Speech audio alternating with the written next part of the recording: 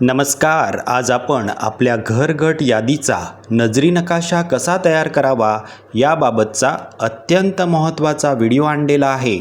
सर्व सूचनांचे पालन करून आपण नजरी नकाशा एका दिवसात पूर्ण करू शकतो.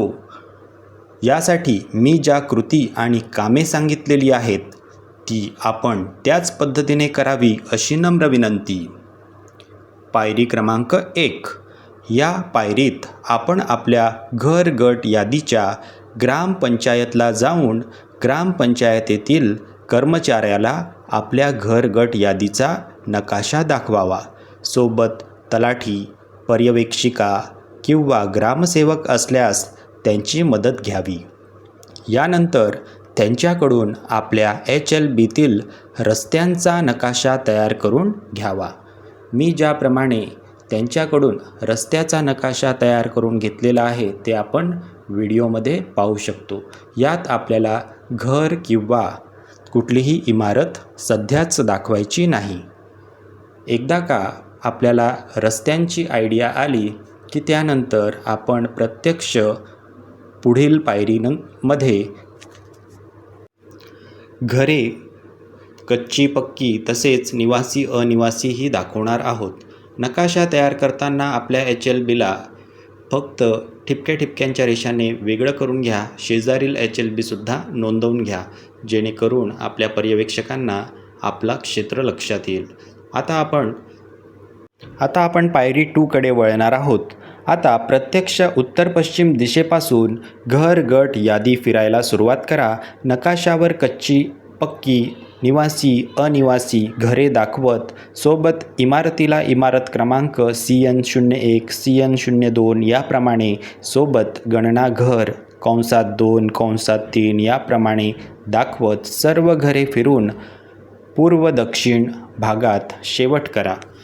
आपण पाहू शकता मी या प्रकारे इथे शेवट आणि वरची दिशा म्हणजेच उत्तर पश्चिम दिशेला मी पूर्ण केलेलं आहे.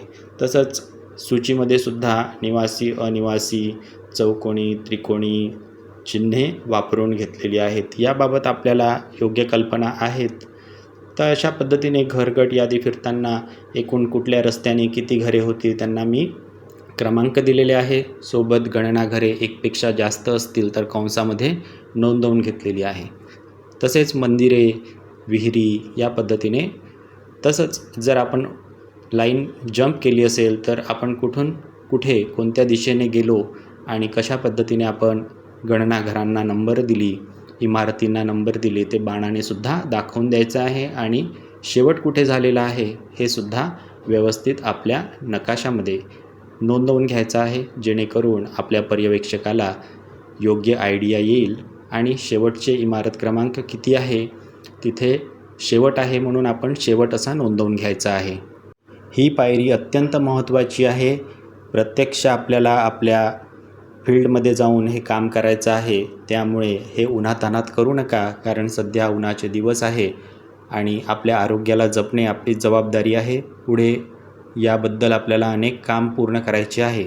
आता आपण पायरी क्रमांक 3 वर आलेलो आहोत. आता घरी जाऊन नकाशा पक्का करा आणि आपल्या पर्यवेक्षकांना तपासणीसाठी पाठवून द्या. त्यांच्या सूचना येईपर्यंत घरगट यादी नकाशा फेअर म्हणजेच पक्क्या कागदावर करू नका. मी तुम्हाला दाखवू शकतो की मी आता हा घरी तयार केलेला नकाशा आहे. इथे सुरुवात तसंच कच्चे पक्क्या इमारती आणि कोणत्या दिशेने कुठल्या दिशेला आपण इमारत क्रमांक देत गेलेलो आहोत हे सगळं आपण पाहिलेलं आहे. पायरी क्रमांक 4 मध्ये नजरी नकाशा कार्यालयाने दिलेल्या कागदावरच आपण तयार करणार आहोत. पूर्ण बारकाईने हा नकाशा आपल्याला तयार करायचा आहे. शेजारील HLB नंबर स्वतःचा HLB नंबर आणि अंदाजित इमारत संख्या व गणना घरांची संख्या स्पष्टपणे आपल्याला दाखवून घ्यायची आहे. तर अशा पद्धतीने मी माझ्या HLBचे दोनही नकाशे तयार केलेले आहे. माझ्याकडे 2 HLB आहेत. अशा पद्धतीने आपण पाहू शकता एकदम सोपं आणि एका दिवसात उरकण्यासारखं हे काम आहे. फक्त मी दिलेल्या सूचनांचं तुम्ही योग्य पालन करा म्हणजे तुम्हाला लवकरात लवकर तुमच्या क्षेत्राचा नकाशा पूर्ण करून देता येईल. माहिती योग्य वाटल्यास सर्वांना शेअर करा. धन्यवाद.